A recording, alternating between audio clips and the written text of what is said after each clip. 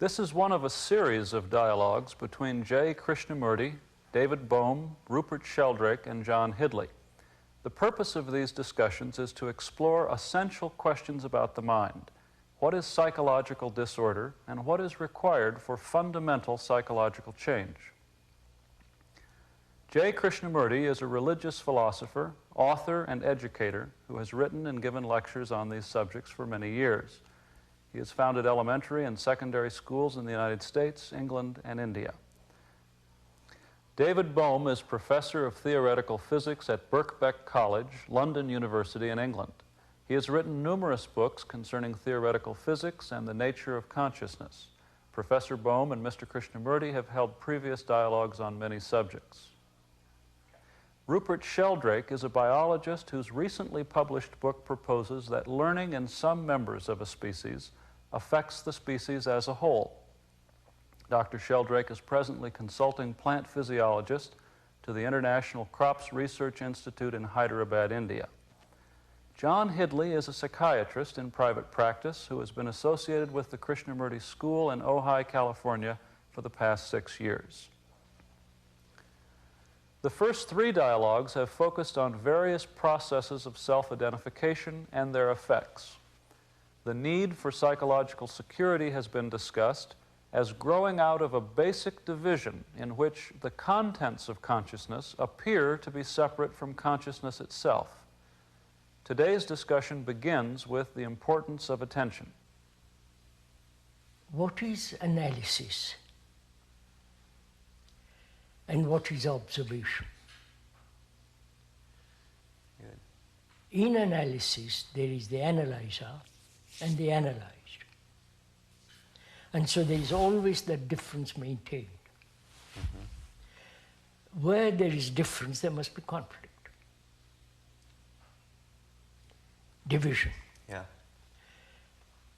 And that's one of the factors that really is very destructive to the whole psychological freedom. This conflict, this division. Mm-hmm. An analysis maintains this division. Whereas if one observes closely, I'm not correcting you, sir, I'm just inquiring. The analyzer is the analyzed. Again, the same problem. Thought has divided the analyzer and the analyzed. The analyzer is the past who has acquired a lot of knowledge, information, separated himself, and is either correcting the observed, the analyzed, make him conform, or he's acting upon it. Whereas the analyzer is the analyzed. I think if that is really understood very deeply, the conflict, psychological conflict ends. Because in that, there is no division between the analyzer and the analyzed. There is only observation, which Dr. Bohm and we discussed at considerable length some last year. So if that is clearly understood, I'm not laying down the law, but I'm just, as I've observed, as one has observed, this whole business of conflict, whether one can live the whole of one's life without conflict. That means the controller is absent, which is a very dangerous question. I feel where there is inattention, lack of attention, is really the whole process of conflict.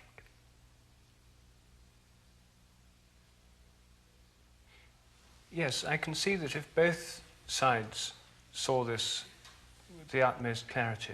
Yeah, that means they are giving intelligence to the whole problem. What happens if only one party in a conflict sees it with the utmost clarity? One gives complete attention in one's relationship between man and woman. Let's begin with that. You have given complete attention. When she insults you, when she flatters you, when she bullies you, or when she attacks you, all that is the lack of attention. If you give complete attention and the wife doesn't, then what happens? That's the same problem. Either you try to explain day after day, go into it with her patiently. After all, attention implies also a great deal of care, affection, love. It's not just mental attention. It's the attention with all your being. Then either she moves along with you, comes over to your side, as it were, or she holds on to her separative, contradictory state. Then what happens? One is stupid, the other is intelligent. So there is always the battle between the stupid and the ignorant. I mean, between this ignorant, stupid, and the intelligent. A thing that seems to happen in that situation is that the one's intelligence makes room in which the other person who is caught in some attachment may have freedom to look at it. But if the other refuses to look at it, then what's the relationship between the two people? There is none. That's all. You see, tribalism is deadly, it's destructive. You see it basically, fundamentally, and I don't. You have seen it probably immediately. And I take many years, a long time to come to that. Will you have the, I won't use the word patience, will you have the care, affection, love, so that you understand my stupidity. I may rebel against you. I may divorce you. I may run away from you, but you have sown the seed somewhere in me.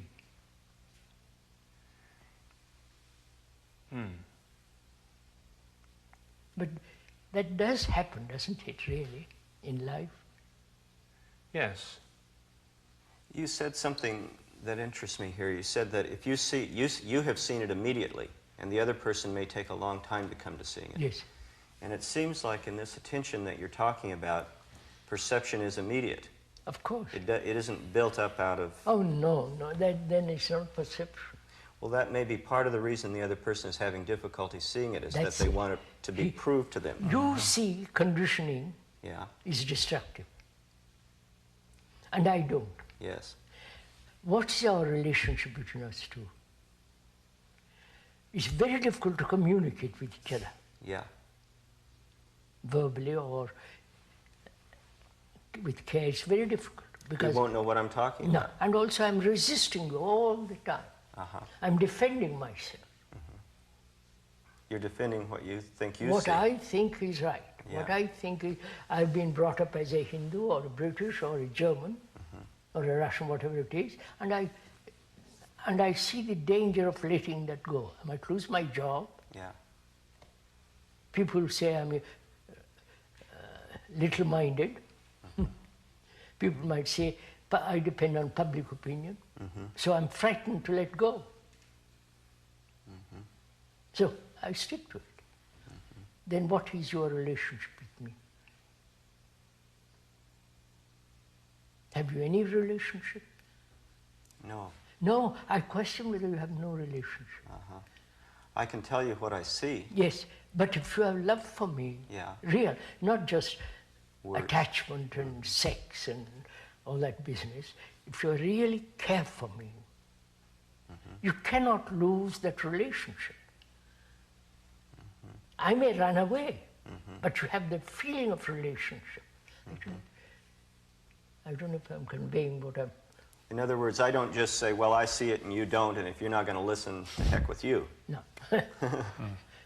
But sir, you have established a kind of relationship, perhaps very profound, when there is love. I may reject you, but you have that responsibility of love.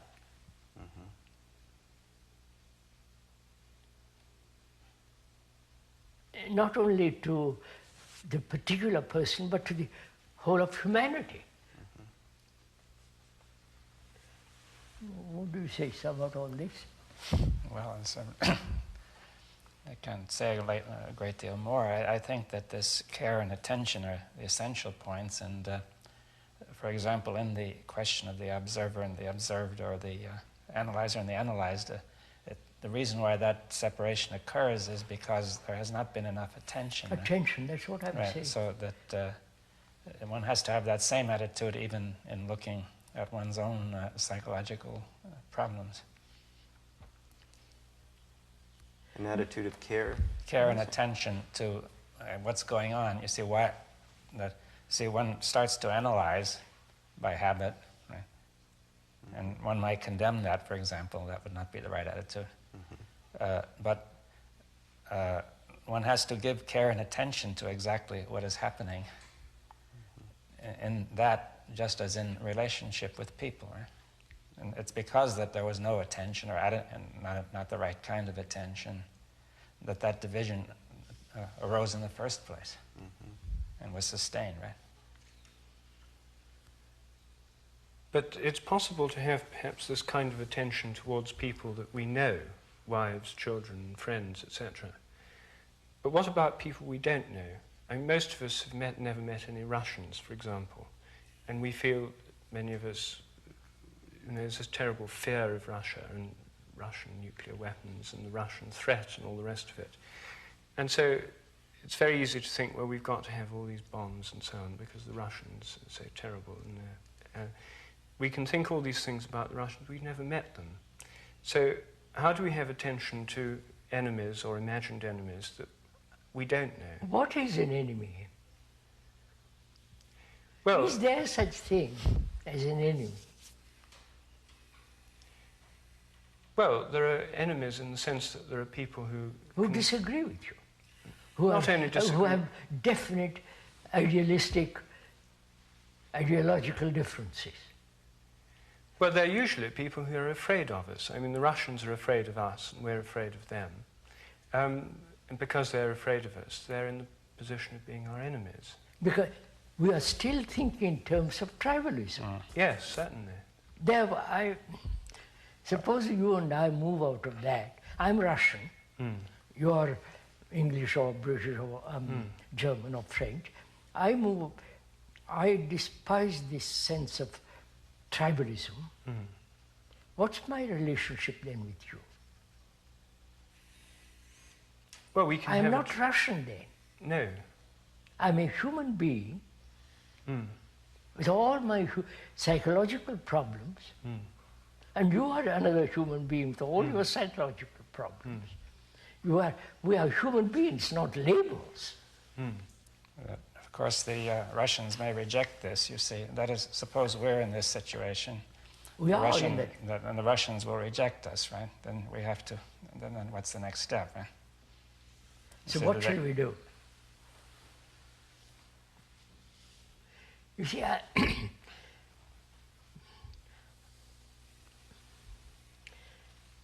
I represent all humanity. I am all humanity. I feel that way. To me, it's an actuality, not just emotional explosion, emotional romantic idea. I feel I am the rest of mankind. I am mankind. Because I suffer, or I enjoy, I go through all the tortures, and so do you, so do you. So you are the rest of mankind. And that you have terrible responsibility for that. in that. So when you meet a Russian or a German or a British or Argentine, you treat them as human beings, not labels. Then does this simply mean that in this largely tribal society with governments and bombs and weapons of war, there'll just be a few individuals scattered here and there who've dissolved tribalism within themselves? If 100 of us all over the world really non-tribalistic attitude towards life, we would be like acting like a, I don't know, like a light in the midst of darkness. But we don't. This just becomes an idealistic, romantic idea, and you drop it, because each pursues his own way. Yes.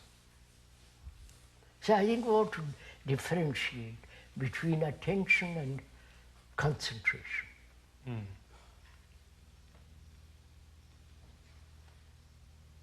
Concentration is focusing your energy on a certain point.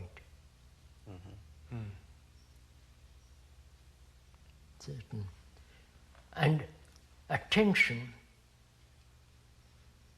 there is no focusing on a certain point. It's attention. Concentration seems to have a goal in mind. A goal, motive. It's a restrictive process. You have to, I concentrate on a page, but my thought, I'm looking out of the window, and I have to pull it back and keep on this business. Whereas if I gave complete attention to what I'm looking out of the window, that lizard which is going along the wall, and with that same attention I can look at my book, look what I'm doing. Concentration presupposes that there's a controller in there pulling it back. That's just it.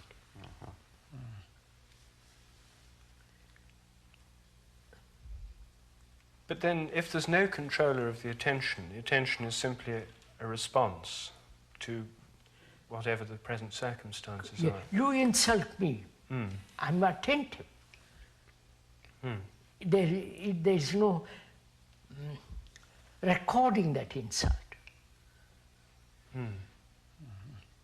Huh? Yes, I said. You flatter me. Oh, a marvelous talk you gave the other day. I've had this so often repeated. And I'm bored with it. So I'm not only bored, I see, what? So you follow, is it possible, really, that's a much more difficult question, is it possible not to record, except where it is necessary?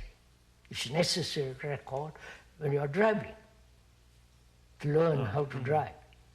Record when you do your business and all the rest of it. But psychologically, what's the need to record? Isn't it inevitable? Doesn't our memory work automatically? Memory is rather selective. We seem to remember things that are important to us. Yes. Have some connect in with who we think we are and what our goals are. But it seems to me that when there's paying attention, then in general, attention determines what is to be recorded and what is not. That is, it's not automatic anymore. It's not automatic anymore. But if it comes from the past, from the concentration or from the analysis, then it will be automatic. Another problem which we ought to discuss, we said yesterday we would religion, meditation, and if there is something sacred. We said we just talked about that.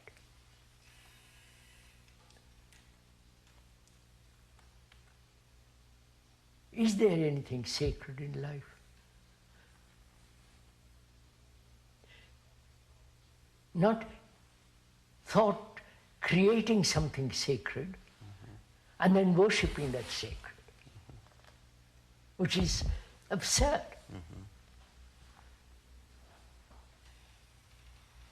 Say for instance, in all the Indian temples there are images, like in the Christian church. or the Muslim in the mosques, there's this marvelous writing. It's the same. And we worship that. That's idolatry. No, thought has created this. Yeah. The thought has created the image, Yeah. and then it worships it. I don't know if you see the absurdity of Yeah. that. Well, that's manifestly absurd, but the more sophisticated members of different religions would say that it's not the thought, the image that created by thought that's being worshipped, but the image points to something beyond thought, which is being worshipped. Wait a minute, let's look at it.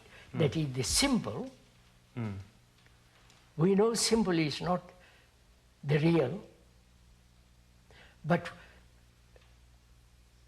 why do we create the symbol? Please answer. If there is something beyond, why do we create the intermediary? Well, I think that this is a question which in certain religions has been central to them, the Jews, who were against all idolatry, for exactly this reason, and the Muslims, who don't have images in the mosques. No, but they have this. They have script. writing. Of course. Well, they think writing is what tells them about what lies beyond all symbols, you see. Yes. Now, you can say the writing simply becomes a symbol, but, I mean, these are words, and words can help us. We're having a discussion, and these words that we're having, your words may help me, for example. Yes. If they're written down, then they're written words like Muslim words. Why do I have to have an intermediary at all?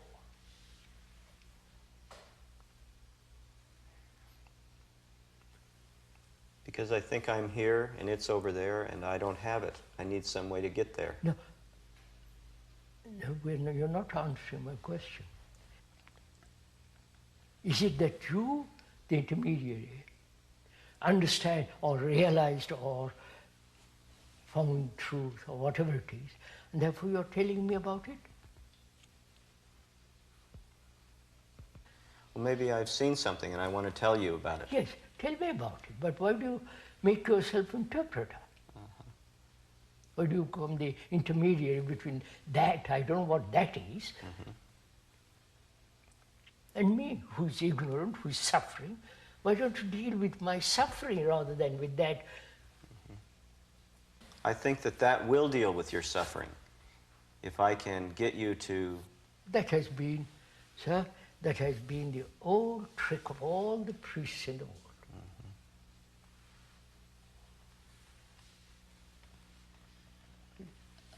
We have had priests from time immemorial, right? Yeah.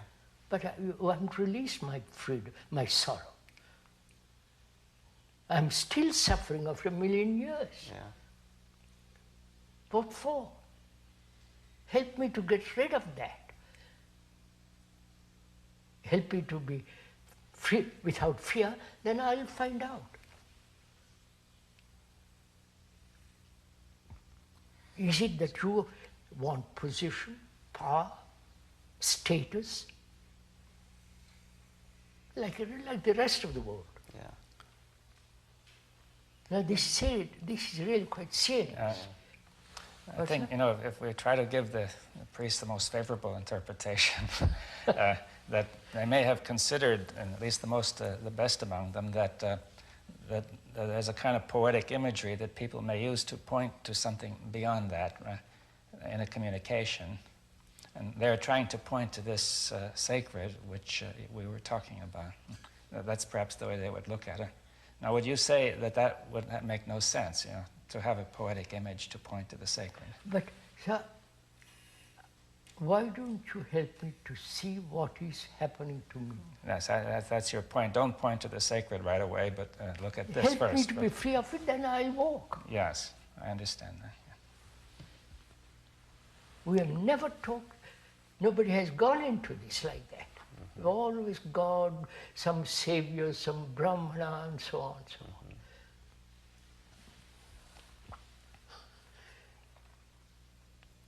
And this is what we call religion.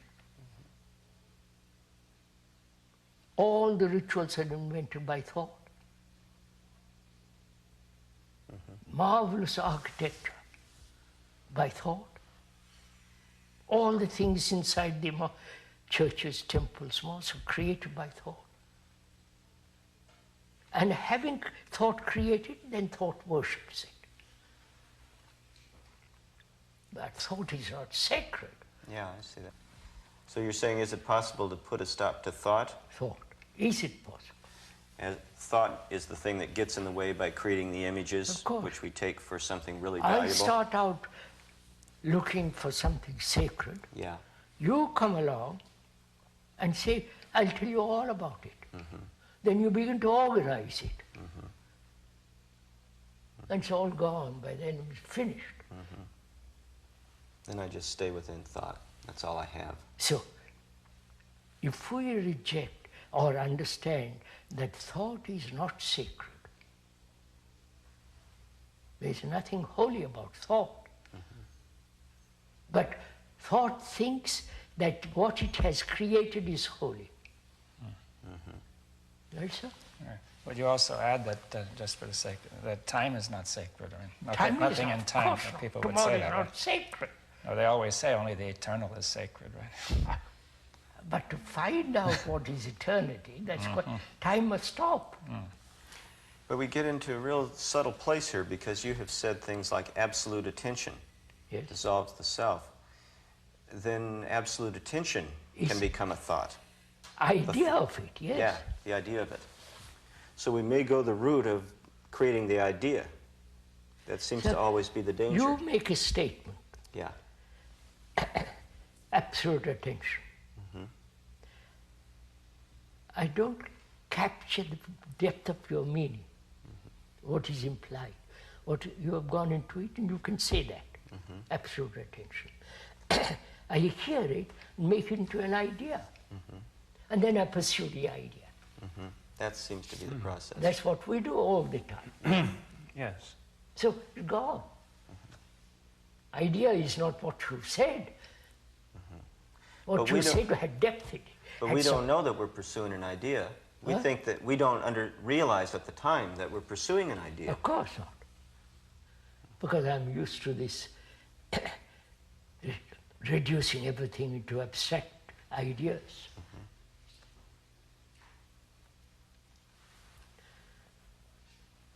So could we try to find out or realize that anything thought does is not sacred?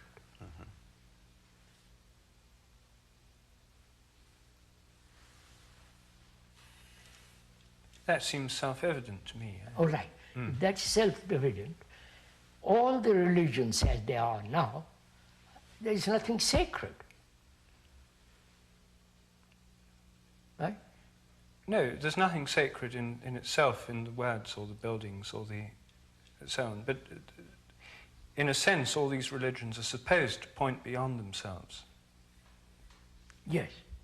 Why? And to help me to go beyond all this, I must start with my being free from my agony, understand my relationship with people. If there is confusion here, in my heart, in my mind, what's the good of the other?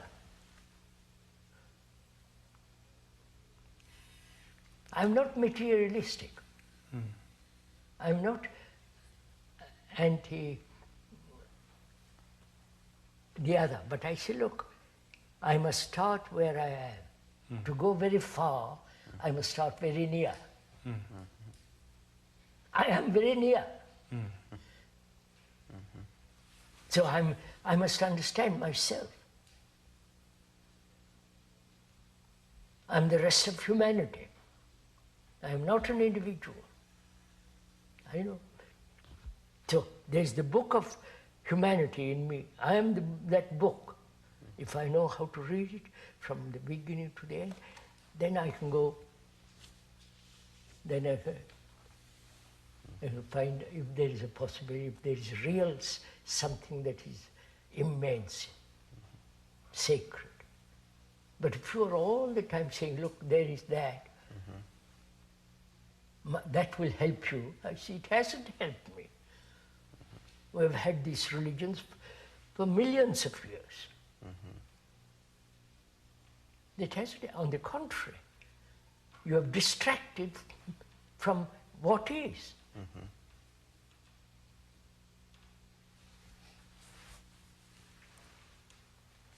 So, if I want to find out if there is anything sacred, I must start very near. The very near is me. And can I free myself from fear, agony, sorrow, despair, all that? When there is freedom, I can move. I can climb mountains. So are you saying that the sacred would become apparent if we dissolve fear and all these other things? Obviously, sir. That's real meditation, you see.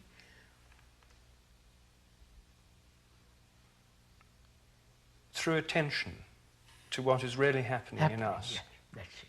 And just what is really happening between us and other people and all the rest of it. Between our relationship. Yes. Through attention to this.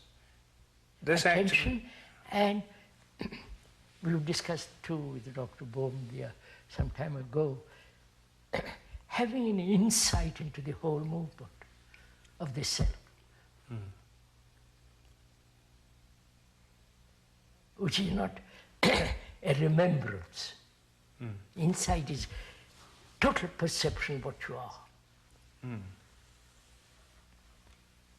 Without analysis, without investigation, all that, total immediate perception of the whole content of your consciousness. Not take bit by bit by bit, that's endless. Oh, we're broken up, so we look at each little piece. Yeah. And because we are broken up, we can never see the whole. Obvious, that seems so logical. Okay. So, is it possible not to be broken up? Why? What is to be broken up? This confusion, this mess in consciousness, which we talked about yesterday.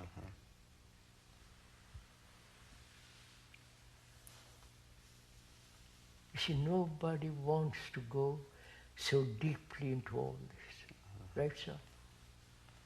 First of all, one hasn't the time. One is committed to one's job, to one's profession, to one's science, to one's whatever one is doing.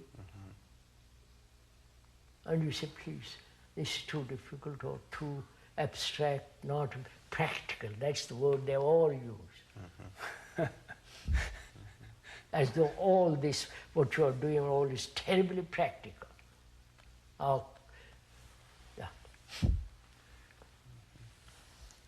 Armaments, is it practical? Tribalism is, oh, well, you know all about it. So, sir, let's move from there. Is silence of the mind a state of attention?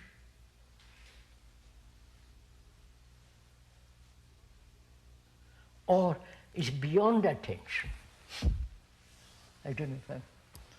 Well, what would you mean by beyond attention? Let's try to get into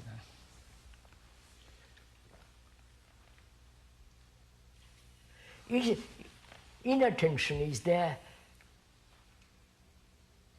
Is attention an act of will? I will attain. No, we've said that's concentration.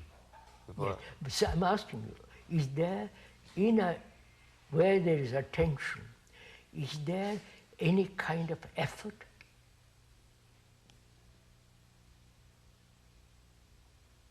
Struggle? I must attain.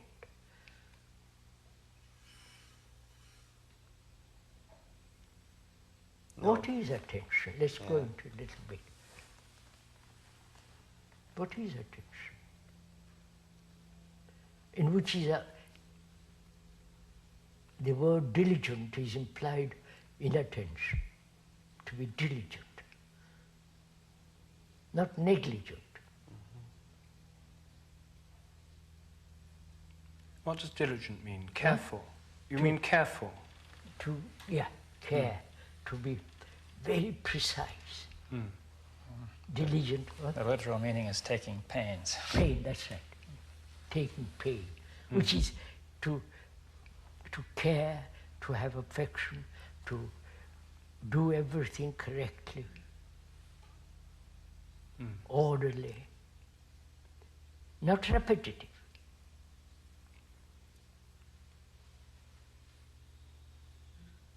Is attention demand the action of thought?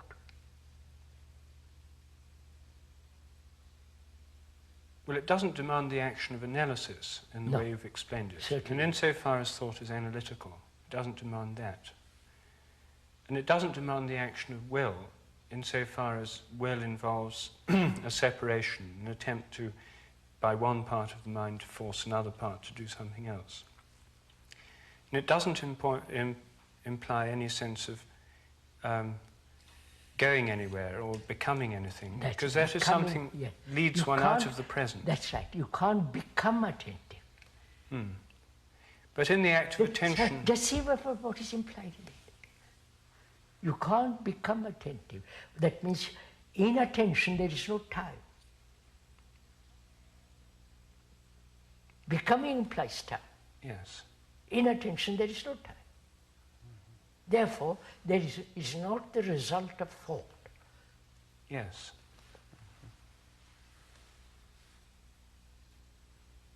Now, is that attention silence of the mind, which is a healthy, sane mind,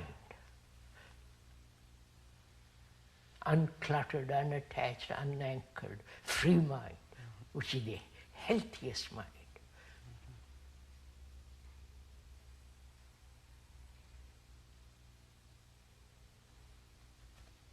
Therefore, I'm asking, out of that, in that attention, is the mind silent?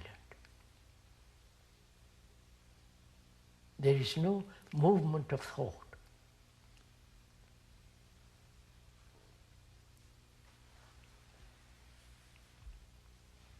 Well, it sounds like it, yes. Huh?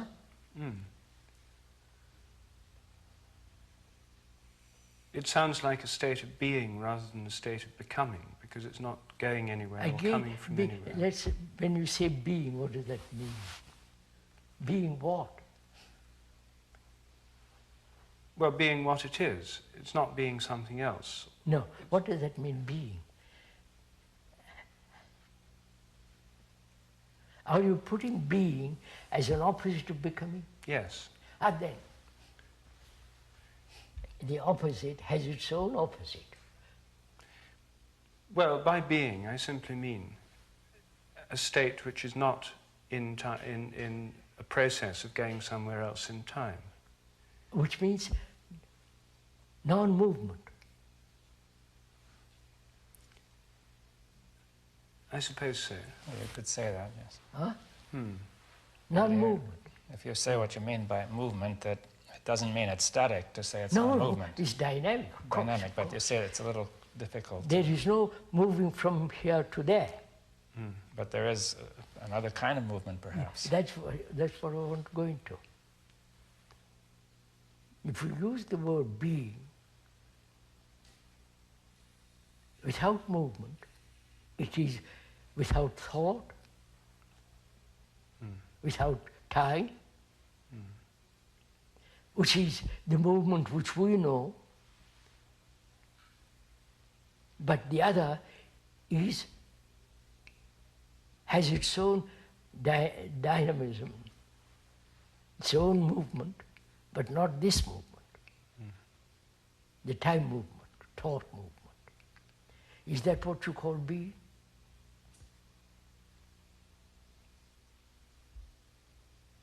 I suppose it is.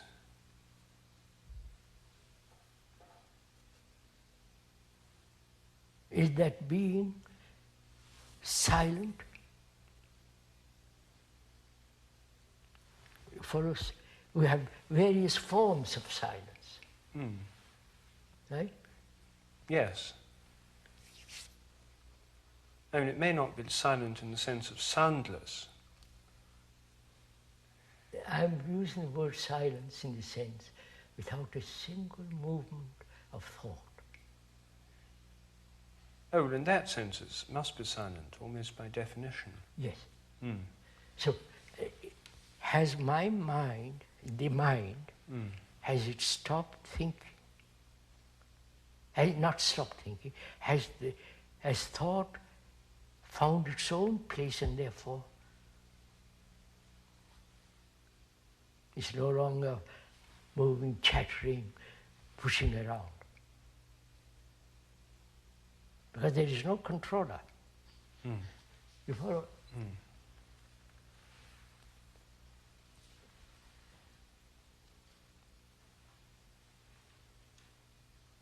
Because when there's that great silence, then that which is eternal is. I don't have to inquire about it. It's not a process. It isn't something you achieve, my God. By fasting, by rituals, by all the absurdities.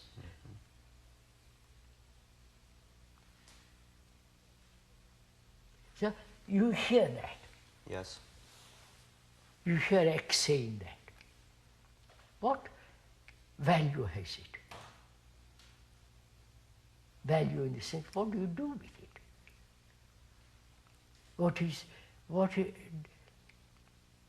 Has it any importance or none at all? Because you are going your way. You are a psychologist, you'll go your way. I'll go my way because I've said what I have to say and it ends. Then what? Somebody comes along and says, I'll tell you what he means by this. You haven't time. He has little time. He says, I'll tell you all about it. And you're caught. This is what is happening. From the ancient of times, the Sumerians, the Egyptians, the Babylonians, they have played this. And we are doing still the same kind of nonsense. And I said, what has religion done to man? It hasn't helped him. It has given him romantic, illusory comfort. Actually, look what we're killing each other. Don't go to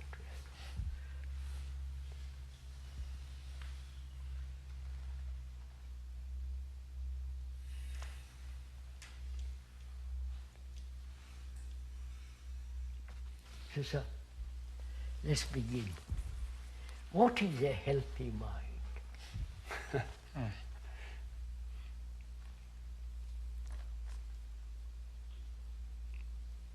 It's a mind that's not caught so in this... Mind that's whole, healthy, sane, holy, H-O-L-Y, holy, all that means a healthy mind.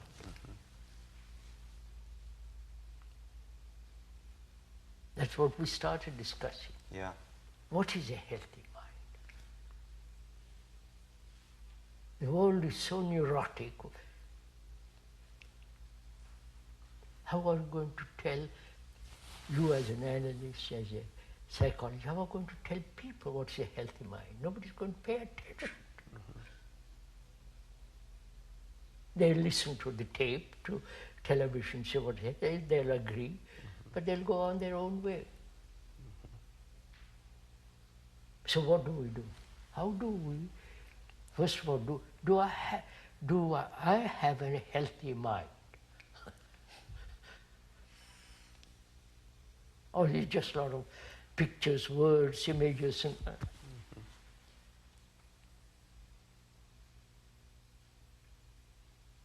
mind that's totally unattached to my country, to my ideas, all totally, dispassionately unattached. Are you suggesting that only then am I in a position to talk to anybody? Obviously. I may be married, but why should I be attached to my wife? Mm-hmm. Then it's an idea of marriage, it's not a marriage. But love is not attachment. Mm-hmm. So have I realized that my life? A healthy mind that says, I love, therefore there is no attachment. Mm-hmm. Is that possible? It sounds so easy and so difficult at the same time. I don't see why it's difficult. Because, you see, I hear what you say. I think this is absolutely wonderful stuff. I want to have a healthy mind. I want to be in a state of being. And then, you see, I realize that it's back into this state. I can't become in a state of having a healthy mind. And I can't move by an act of will or desire into this state. It has to happen. And it can't happen through any act of my will. No. So I have to let it happen in some sense. So begin to inquire. You begin to say, now, why? Why am I not healthy? Am I attached to my house? I need a house. Why should I be attached to it? Wife, relationship. I can't exist without relationship. Mm-hmm. Life is relationship. Mm-hmm. But why should I be attached to a person? Mm-hmm. Or to an idea, to a faith, to a symbol? You follow the whole cycle of it. Mm. To my nation, to my guru, to my God, you follow? Mm-hmm. Attachments right through. Mind can be free of all that. Of course it can. But not just by wanting to be free of it. But seeing the consequences of it, seeing the what is involved in it, the pain, the pleasure, the agony, the fear. You follow all of that's involved in it. Such a mind is an unhealthy mind.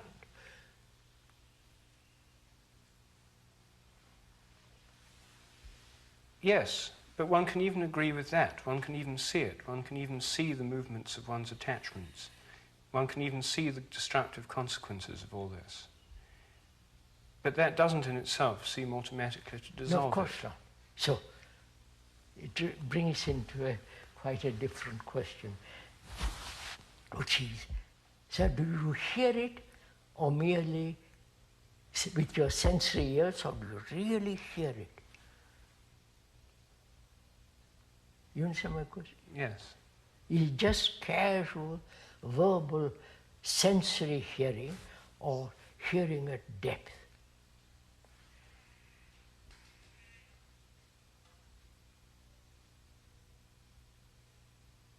If you hear it at the greatest depth, then it's part of you. I don't know.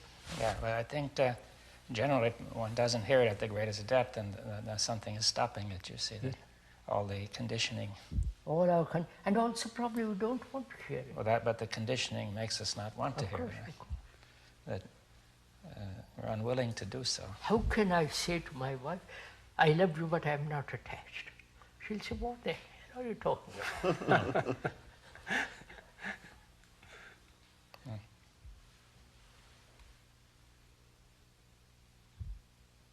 But if one sees the absolute necessity to have a healthy mind,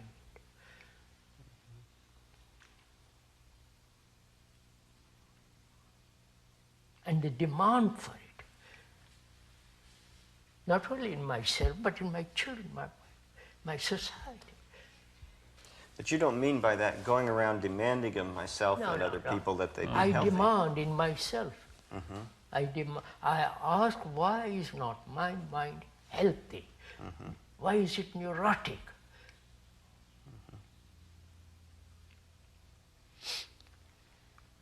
Then I begin to inquire. I watch, I attend, I pay. I'm diligent in what I'm doing.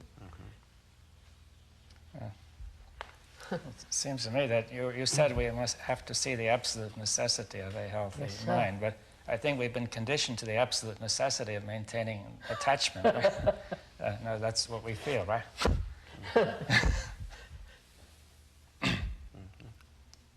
Well, we haven't necessarily. You see, there are many people who've seen that there's all these problems, there's something wrong with the mind, they feel that something to be done about it and all that, and then take up some kind of spiritual practice, meditation and whatnot. Now, you're saying that all these kinds of meditation, concentrating on chakras and whatnot, are all just the same kind of thing. I played that trick from long ago. Yes. And I see the absurdity of all that. That's not going to stop thought. Well, some of these methods are supposed to. But I don't know if they do or not, you see. They've never done it for me. So but I don't know if that's because I haven't done them enough. Instead of going through all that business, why don't you find out, let's find out what is thought, whether it can end, what is implied. You follow? Dig.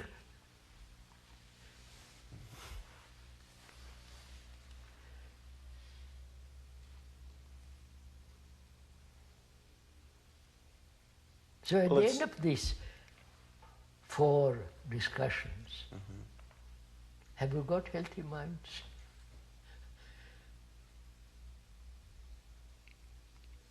Have you got mind that's not confused,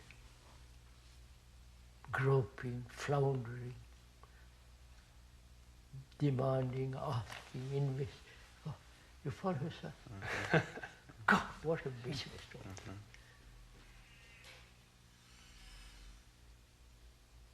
It's like seeing a rattler and say, yes, it's a rattler, I won't go near it. Finished. It looks from the inside like this is a tremendous deep problem that's very difficult to solve. And you're saying from the outside that it's just like seeing a rattler and you don't go near it, there's nothing to it. See, it is like that with me. Yeah. Because I don't want to achieve nirvana or heaven or anything. I say, look, you follow? Well, I think it's interesting why it looks so deep when in fact it isn't.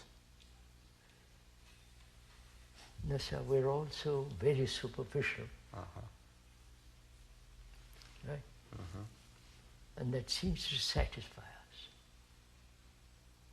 That's our good house, good wife, good job, good relationship. Don't disturb anything. I go to church, you go to mosque, I go to the temple. Keep things as they are. Well, then you're saying we don't even want to look at it. No, of course not. But say we come with a She would problem. say, if Mr. Thatcher and the gentlemen in Argentina looked at it, how tribalistic they are, Yeah. they would stop it. Yeah.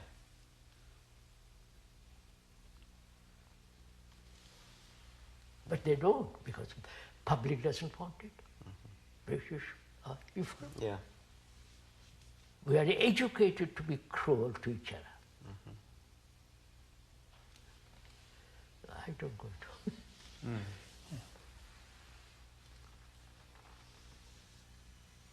So, a healthy mind is that, sir. A healthy mind is without any conflict.